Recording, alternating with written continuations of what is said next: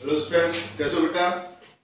बेटा अपना जो लास्ट टॉपिक चल रहा था वो चल रहा था concentration of solution. Last video के अंदर हमने मोलैलिटी और मोलैलिटी के ऊपर डिस्कस किया था। आज के थर्ड मेथड के ऊपर बात करते हैं कि how can we calculate the concentration of a solution. हम किसी भी सॉल्यूशन की कंसंट्रेशन को किस प्रकार से कैलकुलेट कर सकते हैं। तो इसके थर्ड मेथड की अगर हम बात करें तो इसका जो थर्ड मेथड बेटा उसका नाम है मोल फ्रैक्शन।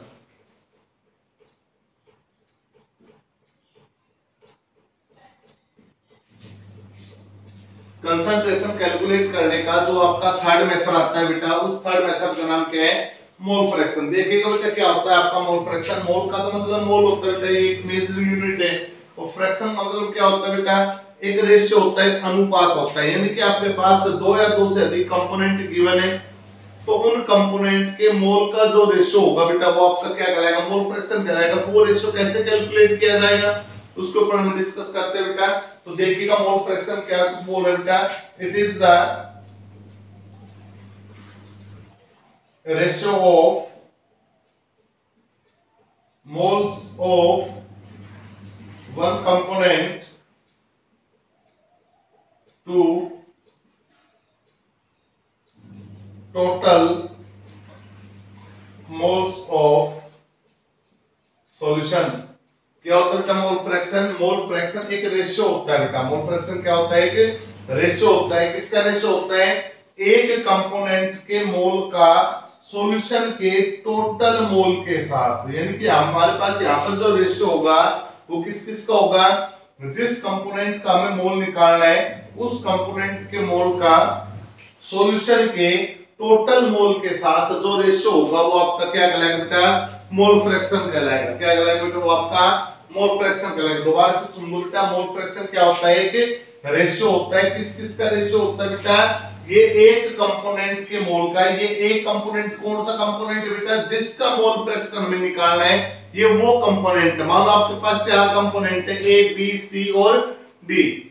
मान लो आपके पास चार कंपोनेंट और मुझे किसका मोल फ्रैक्शन निकालना, मान लो मैंने बी का निकालना है, तो बी का जो मोल होगा उसका रेशियो, जहां पर जो वन कंपोनेंट है ये आपका वो कंपोनेंट है जिसका मोल फ्रैक्शन हमें निकालना है। बी का निकालना है तो बी के मोल का रेशियो, बी के मोल का रेशियो किसके साथ? सॉल्यूशन के सारे मोल के साथ। यानी कि A plus B plus C plus D के मोल के साथ क्या कहलाएगा बेटा? आपका मोल फ्रैक्शन कहलाएगा। It is represented by small x। Small x के द्वारा इसको क्या करते हैं बेटा? रिप्रेजेंट करते हैं। अब मान लो सपोज करो कि let a solution contain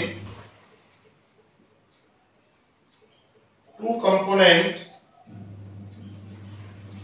a and b। मान लो आपके पास कोई भी एक ऐसा सॉल्यूशन गिवन बेटा जो कितने कंपोनेंट से मिलकर बना है? दो कंपोनेंट से मिलकर बना है। एक कंपोनेंट a है और एक कंपोनेंट कौन बेटा? आपका b है। अब हमने मान लिया कि लेट n कौन होता है बेटा? आपका स्मॉल n किसको रिप्रेजेंट करता है? मोल को। तो हमने मान लिया कि let Na and Nb be the moles of component A and B respectively. हमने मान लिया बेटा कि आपका सॉल्यूशन कितने कंपोनेंट से मिलकर बना है? A और B से। एक कंपोनेंट का मोल कितना है? Na और B कंपोनेंट का मोल कितना है? Nb। तो सॉल्यूशन का टोटल मोल कितना होगा बेटा? तो total mole of solution, total moles of solution, solution के टोटल मोल किसके बराबर होंगे बेटा? पहले तो ये बताओ सॉल्यूशन किससे मिलकर बना है? A और B से। तो सॉल्यूशन क्या होता है बेटा? जितने भी कंपोनेंट प्रेजेंट उन सबका जोड़ी तो सॉल्यूशन होता है। तो सॉल्यूशन का मोल किसके बराबर होगा बेटा? मोल ऑफ A प्लस में मोल ऑफ B। अगर मालूम है बोलता सॉल्यूशन C से भी मिलकर बना है, सॉल्यूशन A B C से मिलकर बना है, तो आप क्या बोलोगे? सॉल्यूशन के टोटल मोल कितने हो गए? Na plus Nb plus Nc। D से मिलकर बना है तो Na plus Nb plus Nc plus Nd and so on.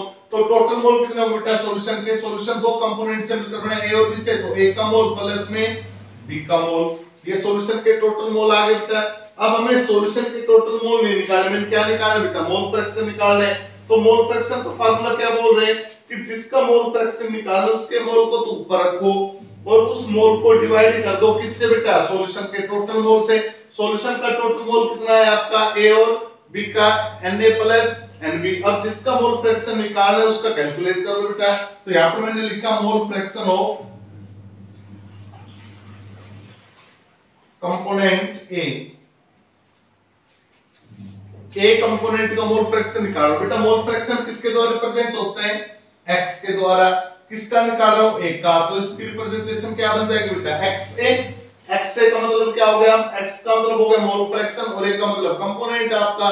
तो xa का मतलब क्या होगा बेटा, mole fraction of component a। किसके बराबर होगा बेटा, जिसका मोल फ्रैक्शन निकालना है उसके मोल ऊपर, एक का निकाला तो एक के मोल ऊपर। एक के मोल कितने आपके Na, तो Na तो आ गया बेटा ऊपर, और नीचे कौन हो जाएगा बेटा आपका total mole of solution. Solution के टोटल मोल कितने बेटा, Na प्लस Nb। ये हो गया आपके नीचे Na प्लस Nb। आगे बढ़ते हैं बेटा। इसी प्रकार से अगर मुझे मोल फ्रैक्शन बी कंपोनेंट का निकालना है तो क्या निकालूंगा बेटा, बी कंपोनेंट का मोल फ्रैक्शन। तो देखिएगा mole fraction of component B किसके द्वारा लिख दूं इसे, xb। किसके बराबर होगा, b का निकालना है तो b के मोल ऊपर, नीचे सॉल्यूशन के Na प्लस Nb। ये बेटा a कंपोनेंट का मोल फ्रैक्शन आ गया, ये b कंपोनेंट का मोल फ्रैक्शन आ गया। क्या मुझे बता सकते हो बेटा कि सॉल्यूशन का टोटल मोल फ्रैक्शन क्या होगा। ये तो आपके a कंपोनेंट का मोल फ्रैक्शन है, ये आपके b कंपोनेंट का मोल फ्रैक्शन है। लेकिन अगर मुझे सॉल्यूशन का मोल फ्रैक्शन निकालना हो तो कैसे निकालता हूं बेटा, तो देखिएगा बेटा mole fraction of solution, mole fraction of solution. तो बेटा सॉल्यूशन का मोल फ्रैक्शन किससे रिप्रेजेंट होगा, x से, जो किसके बराबर होगा, एक का मोल फ्रैक्शन प्लस में b का मोल फ्रैक्शन। क्योंकि सॉल्यूशन का अपना खुद से नहीं होता बेटा, सॉल्यूशन जिससे मिलकर बना होता है उन्हीं का जोड़ ही आपका क्या कहलाता है, सॉल्यूशन कहलाता है। चाहे वो आपका मास का जोड़ हो, चाहे वो आपके मोल फ्रैक्शन का जोड़ हो।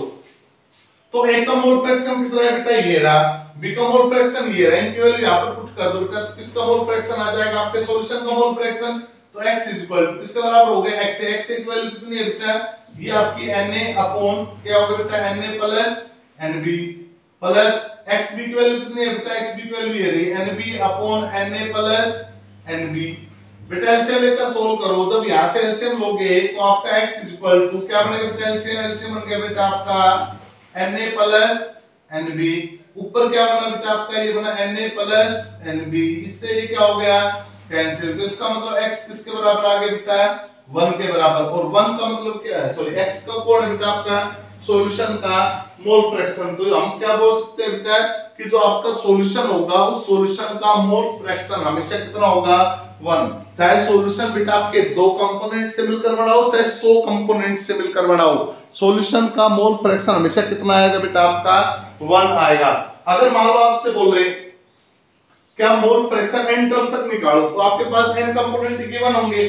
तो बेटा एक बात बताओ, जब आपके पास n कंपोनेंट गिवन होंगे तो एक कंपोनेंट b कंपोनेंट इस प्रकार से चलते हुए n कंपोनेंट आपके पास, मान लो एक सॉल्यूशन के अंदर a b c and so on n component present है।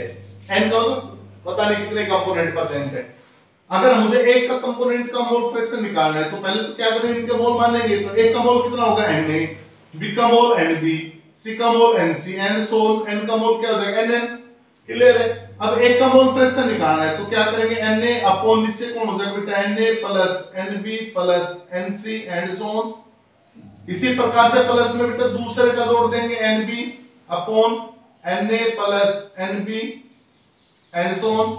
इसी प्रकार से प्लस में बेटा Nc अपॉन में एलसीएम लोगे तो भी नीचे क्या आएगा बेटा, ये आएगा Na plus Nb plus Nc and so on. और ऊपर भी क्या आएगा बेटा, Na plus Nb plus Nc and so on. इससे कैंसिल होकर वापस क्या आ जाएगा आपका 1। तो हम क्या बोल सकते हैं बेटा कि जो आपका सॉल्यूशन होगा उस सॉल्यूशन का जो टोटल मोल फ्रैक्शन होगा वो कितना होगा बेटा आपका 1। बेटा ये होमवर्क दे रहा हूं आपको, ये करके देखना कि n कंपोनेंट का क्या निकालना है, मोल फ्रैक्शन निकालना है। और आप मुझे एक चेक करके बताओगे कि एक ऐसा सॉल्यूशन जो n कंपोनेंट से मिलकर बना है, क्या उस सॉल्यूशन का मोल फ्रैक्शन भी 1 आता है। अगर नहीं आता है बेटा तो मुझे आंसर देना, तीसरा ये क्वेश्चन नहीं होगा, मैं उसका दूसरा वीडियो बनाकर आपको समझा दूंगा बेटा। बाकी कोशिश करना कि n कंपोनेंट का मोल फ्रैक्शन आप खुद निकाल कर देखो एक बार। नेक्स्ट टॉपिक पर चलते हैं बेटा। ये आपका थर्ड मेथड था, जिस मेथड की सहायता से हमने क्या निकाला बेटा, मोल फ्रैक्शन। अच्छा हम मोल कैसे निकालते हैं, कल फार्मूला पढ़ा, परसों फार्मूला पढ़ा था बेटा हमने। तो मोल निकालने का फार्मूला क्या होता है बेटा, मास अपॉन मोलर मास। भाई गिवन मास को उस कंपोनेंट के किससे डिवाइड कर दो, मोलर मास से डिवाइड कर दो, आपका क्या आ जाएगा बेटा, मोल फ्रैक्शन। चलिए बेटा नेक्स्ट टॉपिक की बात करते हैं, अगले मेथड की बात करते हैं जिसका नाम है नॉर्मलिटी।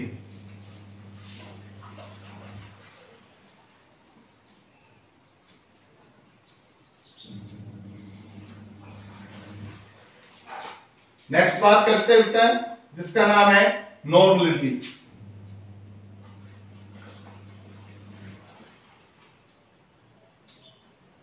ये भी नेक्स्ट मेथड आता है बेटा आपका, मेथड नंबर 4 नॉर्मलिटी। क्या होता है बेटा normality, the number of gram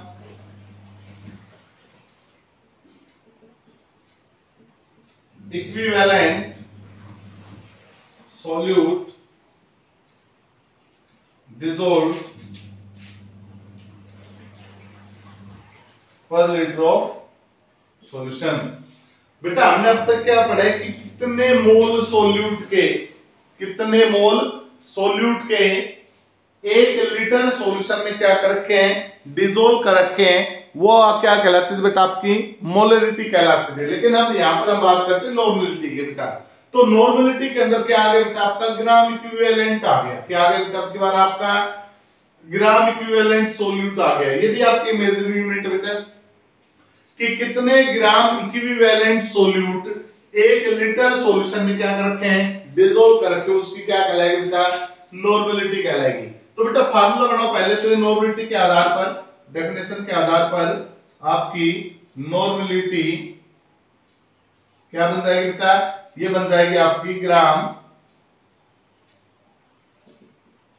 equivalent solute, और नीचे कौन हो जाएगा बेटा आपका, नीचे हो जाएगा बेटा आपका वॉल्यूम ऑफ सॉल्यूशन। और ये वॉल्यूम किस में होगा बेटा, लीटर में होगा। और अगर ये वॉल्यूम किस में आ जाए, मिलीलीटर में, तो लास्ट वाली बात है बेटा, अगर मिलीलीटर में आए तो उसको किस में कन्वर्ट करेंगे, लीटर में। और लीटर में कन्वर्ट करने के लिए किससे मल्टीप्लाई करेंगे बेटा, इसे हम 1000 से। तो अगर मान लो यही वॉल्यूम इन मिलीलीटर हो, इन मिलीलीटर, तो इन मिलीलीटर होगा तो नॉर्मलिटी किसके बराबर बनेगी बेटा, देखिएगा ये बन जाएगी बेटा आपकी gram equivalent solute upon volume of solution. किसमें बेटा वॉल्यूम मिलीलीटर, और मल्टीप्लाई किससे कर दे हम, 1000 से। अब बात आती है सर हमने मोल को तो निकालना सीख लिया, मोल कैसे निकालते हैं, मास बटे मोलर मास। अब ग्राम इक्विवेलेंट कैसे निकाला जाए, क्योंकि तब तक ये नहीं निकलेगा बेटा, तब तक आपकी नॉर्मलिटी डिक्लेयर नहीं होगी। तो ग्राम इक्विवेलेंट निकालने का तरीका क्या होता है बेटा, देखिएगा ग्राम इक्विवेलेंट सोल्यूट किसके बराबर होगा बेटा, ग्राम इक्विवेलेंट सोल्यूट, जो आपका ग्राम इक्विवेलेंट सोल्यूट है ये बराबर होगा बेटा आपका मास of solute upon equivalent mass of solute. बेटा सोल्यूट के गिवन मास को, जो सोल्यूट का मास आपको गिवन है, उस सोल्यूट के गिवन मास को किससे डिवाइड कर दो बेटा, उसके इक्विवेलेंट मास से क्या कर दो, डिवाइड कर दो। आपका क्या आ जाएगा बेटा, ग्राम इक्विवेलेंट मास आ जाएगा। बेटा याद रख लेना फॉर्मूला, ग्राम इक्विवेलेंट मास किसके बराबर होता है बेटा, तो ग्राम इक्विवेलेंट मास निकालने के लिए जो आपका मास ऑफ सोल्यूट है उसको इक्विवेलेंट मास से क्या कर दो, डिवाइड कर दो। अब बात आती है सर मास ऑफ सोल्यूट तो हमें गिवन होगा कि कितना ग्राम सोल्यूट हमने क्या कर रखा है, डिसॉल्व। लेकिन इक्विवेलेंट मास कैसे निकाले, ग्राम से पीछा छूटा तो कहां पर आकर अड़च गए हम, कहां पर आकर बेटा, इक्विवेलेंट पर आकर रह गए हम, है ना। तो इक्विवेलेंट मास को कैसे कैलकुलेट करें, तो इक्विवेलेंट मास का फार्मूला होता है बेटा, इक्विवेलेंट मास, इक्विवेलेंट मास को कैसे कैलकुलेट करते हैं बेटा, तो इक्विवेलेंट मास को कैलकुलेट करने का तरीका होता है बेटा आपका, equivalent mass is equal to molar mass of solute upon number of H positive या OH नेगेटिव आयंस।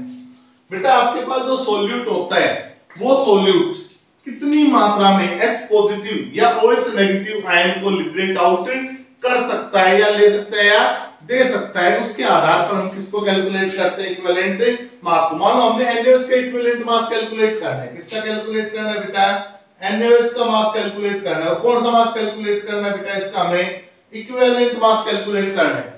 तो NaOH का इक्विवेलेंट मास कैलकुलेट करने के लिए हम क्या करते हैं, पहले तो इसका मोलर मास कैलकुलेट करते हैं। तो NaO और H का मोलर मास कितना होगा बेटा, 40 और अपॉन, अब ये देखेंगे बेटा कि जो आपका NaOH है ये कितने H पॉजिटिव या OH नेगेटिव, H पॉजिटिव का मतलब एसिडिटी या बेसिसिटी। अब आपका जो OH है NaOH है किसको लिबरेट कर सकता है बेटा, OH को कितने, एक, तो नीचे कितना हो जाएगा 1, तो इसका जो इक्विवेलेंट मास हो कितना होगा बेटा 40। न्यूमेरिकल में स्कोर डील करेंगे बेटा। तो इक्विवेलेंट मास निकालने का फार्मूला क्या होगा बेटा, मोलर मास को किससे डिवाइड कर दो, नंबर ऑफ H पॉजिटिव या OH नेगेटिव आयन से। बेटा इक्विवेलेंट मास का जो वैल्यू यहां पर आया उसको यहां पर पुट करते हैं, किसकी वैल्यू हो जाएगी, ग्राम इक्विवेलेंट की पुट कीजिएगा बेटा। तो ग्राम इक्विवेलेंट देखिएगा बेटा किसके बराबर हो गया, ग्राम इक्विवेलेंट मास, ये बराबर हो गया बेटा मास ऑफ सॉल्यूट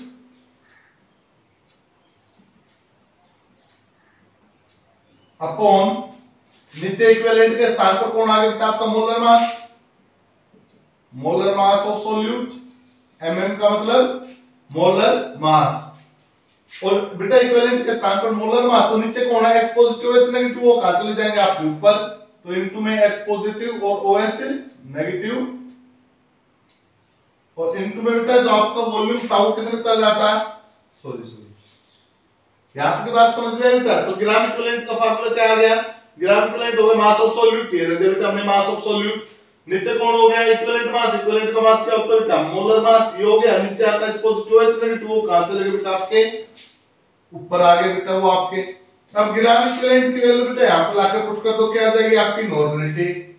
तो बेटा आपकी नॉर्मलिटी को ऐसे लिख रहे हैं हम, नॉर्मलिटी रिप्रेजेंटेड बाय एन, किसके बराबर होगी बेटा नॉर्मलिटी, ये बराबर होगी ग्राम इक्विवेलेंट, ग्राम इक्विवेलेंट ये रहा बेटा आपका, क्या है आपका gram equivalent mass of solute into में नंबर ऑफ H पॉजिटिव और OH नेगेटिव आयंस, नीचे कौन होगा बेटा मोलर मास ऑफ सॉल्यूट, ये हमने किसकी वैल्यू पुट की है बेटा ग्राम इक्विवेलेंट, नीचे कौन बेटा आपका वॉल्यूम ऑफ सॉल्यूशन, नीचे होगा बेटा आपका वॉल्यूम ऑफ सॉल्यूशन, और ये वॉल्यूम किस में है बेटा मिलीलीटर में, तो ऊपर किससे मल्टीप्लाई कर दे हम 1000 से, तो ये क्या आ जाएगी बेटा आपकी नॉर्मलिटी, क्या आ जाएगी बेटा ये आपकी नॉर्मलिटी आ जाएगी बेटा। तो नॉर्मलिटी को अगर हमें कैलकुलेट करना है तो क्या क्या चाहिए बेटा, एक तो हमें मास ऑफ सॉल्यूट चाहिए, एक मोलर मास ऑफ सॉल्यूट चाहिए। अगर हम देखें तो मास ऑफ सॉल्यूट बटे मोलर मास ऑफ सॉल्यूट क्या बन गया बेटा मोल्स ऑफ सॉल्यूट चाहिए, उसके अलावा वॉल्यूम ऑफ सॉल्यूशन चाहिए जो हमें गिवन होगा। बेटा इन सबको अगर किससे मल्टीप्लाई कर दिया जाए, कितने आयन H पॉजिटिव या OH नेगेटिव आयन के सब्सटेंस ले सकता है या दे सकता है, उससे मल्टीप्लाई कर दिया जाए तो आपकी क्या आ जाएगी नॉर्मलिटी आ जाएगी। अगर बेटा हम एक रिलेशनशिप देखें किस किस के बीच की, नॉर्मलिटी और मोलरिटी के बीच की, तो क्या रिलेशनशिप आती है तो देखिएगा, रिलेशनशिप अगर हम देखें, relationship between normality and molarity, तो क्या आती है बेटा देखिएगा रिलेशनशिप, ये आपका नॉर्मलिटी का फार्मूला बेटा नॉर्मलिटी इज इक्वल टू किसके बराबर है बेटा, इसको रीअरेंज करके अगर मैं लिखूं तो ऐसे लिखूं बेटा कि मास ऑफ सॉल्यूट गुणा में 1000 गुणा में number of H positive OH negative ions, और नीचे हो गया बेटा आपका मोलर मास ऑफ सॉल्यूट, और इनटू में कौन होगा बेटा वॉल्यूम ऑफ सॉल्यूशन, किसमें मिलीलीटर में। तो अगर आप देखें तो ये जो टर्म है बेटा ये टर्म किसकी ओर इंडिकेट कर रही है, ये टर्म आपकी मोलरिटी को इंडिकेट कर रही है। तो नॉर्मलिटी किसके बराबर होगी बेटा, नॉर्मलिटी होगी बेटा आपकी मोलरिटी और गुणा में बेटा H पॉजिटिव या OH नेगेटिव आयंस की संख्या। तो हम क्या बोल सकते हैं बेटा कि जो आपकी नॉर्मलिटी होती है, नॉर्मलिटी वो बराबर होगी बेटा मोलरिटी गुणा में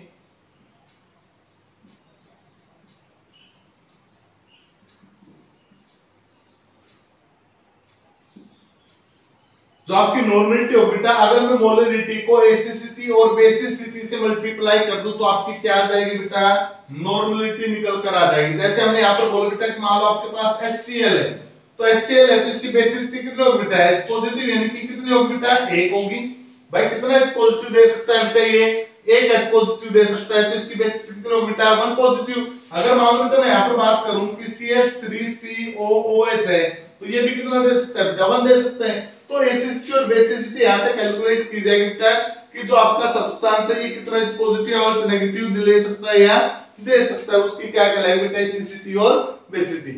बेटा इस वीडियो के अंदर हमने दो मोल फ्रैक्शन और नॉर्मलिटी मेथड के ऊपर पढ़ा बेटा। नेक्स्ट वीडियो के अंदर हम कंसंट्रेशन का जो टॉपिक है इसको खत्म करेंगे बेटा, उसके बाद एक और वीडियो बनाएंगे बेटा, इसके अंदर हम इससे रिलेटेड न्यूमेरिकल की क्या करेंगे, प्रैक्टिस करेंगे। आज के लिए इतना ही बेटा, थैंक यू।